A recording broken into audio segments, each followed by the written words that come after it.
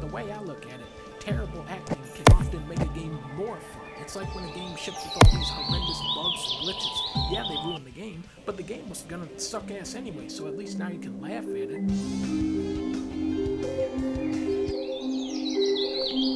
That's Eggman! I wonder what happened to Sonic. Really what I'm looking for are the two extremes. If I'm looking for the absolute worst shit ever made, or the top of the line best stuff of all time, this and this is where the true entertainment resides. Everything in the middle is just kind of boring. I can't let you live. I'm sorry. Please.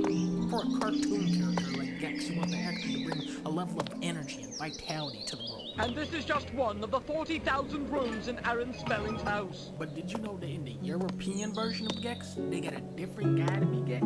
It sounds weird. It's like Saturday morning at Timothy Leary's house.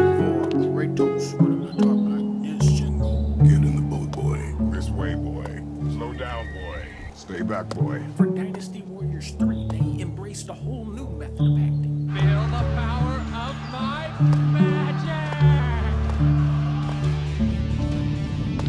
Whether you're making a movie about talking cars, talking bugs, talking toys, or talking fish, we, the audience, still expect them to talk and act like human beings. There is something in our DNA that makes us root for each other. When we see another human being in distress, we instinctively want to help them or see them overcome the situation.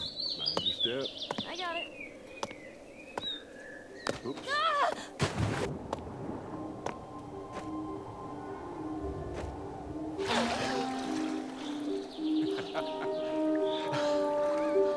What's wrong with you? You should see your face right now. I drowned. I'm not gonna drown. Likewise, we get much more emotionally invested in stories where the characters act like people, which is why everyone will get into a gigantic argument over Last of Us 2, and nobody gives a rat's ass about the storyline for Assassin's Creed 50, where every character acts like a robot. My mother. Oh no. What can we do? Something is wrong. You never want to go full-on robo mode, even when your character is a robot. You gotta give the audience something to latch onto. There are so many games where that voice actor is just blatantly reading lines off of a piece of paper. Here we go. Let's fight our way into the warbase. The sword is close. I can feel its power. Careful. Its power is dark. Remember when they straight up removed Peter Dinklage from Destiny because he sounded like he was about to fall asleep for the entire video game? That wizard came from the moon. Then you got Japanese games. Animes are always getting mad at me for playing anime games with the English dub. But how about this? If you're gonna do an English dub, don't have it suck complete ass. It's unthinkable to act against the Empire! Having a terrible English dub is like having a feature at the main menu where you select between normal mode and funny mode. And this dude is actually expecting me not to pick funny mode. I live in a place called Yokosuka. Yokosuka? That's where my little brother works. Metal Gear Solid, Sonic, Mario, Final Fantasy, Resident Evil, Silent Hill. Americans have been playing goofy-ass localized dubs for decades, and now you're acting like we're too good for them, even though that's an American game?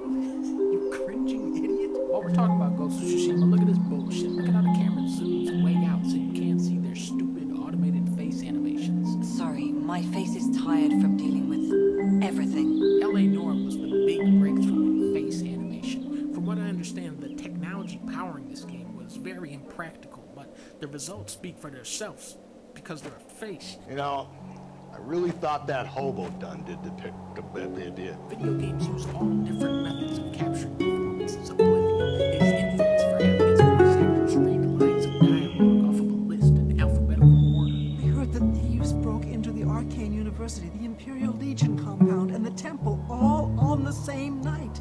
Wait a minute, let me do that one again.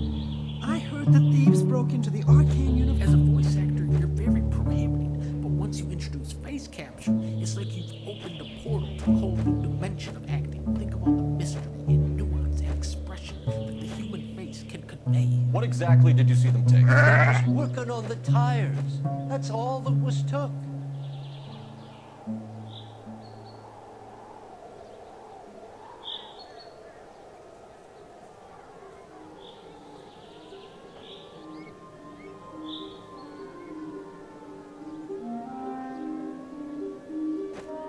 Bitch. Sometimes you have nothing to play off of. Other times, with these big budget games, you run a mocap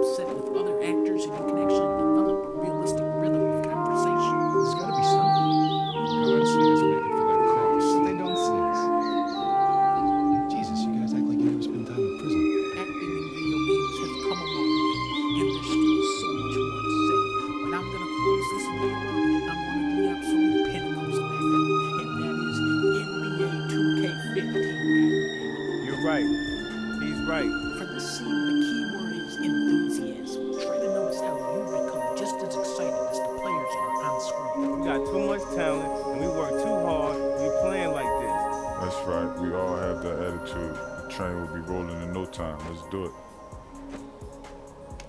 Yeah, hell yeah. Bring up Death Stranding now. He brought my sorry ass back home every time.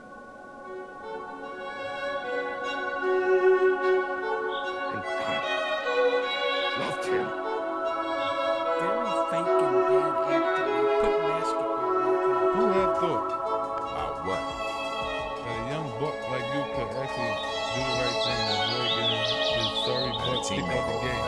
Now the key word here is anger.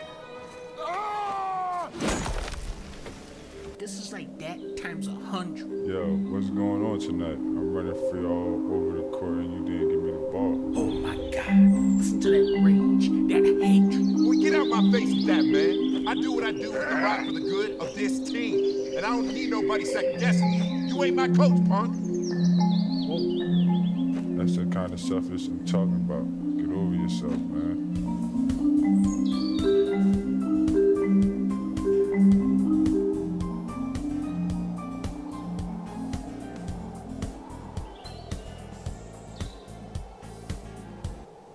Graphics, the cornerstone of video games. Since the dawn of man, we have strived to achieve good graphics. Games that were once considered revolutionary now look like they were animated by fucking Tim and Eric. With this video, I want to evaluate games that look fucking stupid. Halo 5 is a good example. There is so much shit on your screen in this game, I don't even know where to begin. What am I supposed to be shooting at? Where are the enemies? Is that a bad guy or a lens flare? There's like 50 sources of light and enemies just blend right into the environment. It is a cluttered overload. Now look at Halo 1. Look at how much visual clarity you have. The enemies have these bright, contrasting colors. They pop right out of the background. The player knows exactly what they're looking at. Of course, you have the red elite there, who is more powerful than the blue one, you know. And then, boop, you turn on the new graphics, and you're instantly at a disadvantage now. A lot of modern games have this issue. Just recently, Lawbreakers, who's a fun game, right? But visually, it's just hopelessly outmatched by Overwatch. Again, you have the more complicated-looking environment with a cast of characters that are practically identical versus the more simplified maps of Overwatch with these distinct, obvious characters. I really hate to do this, but again, Dota 2, the screen is too busy.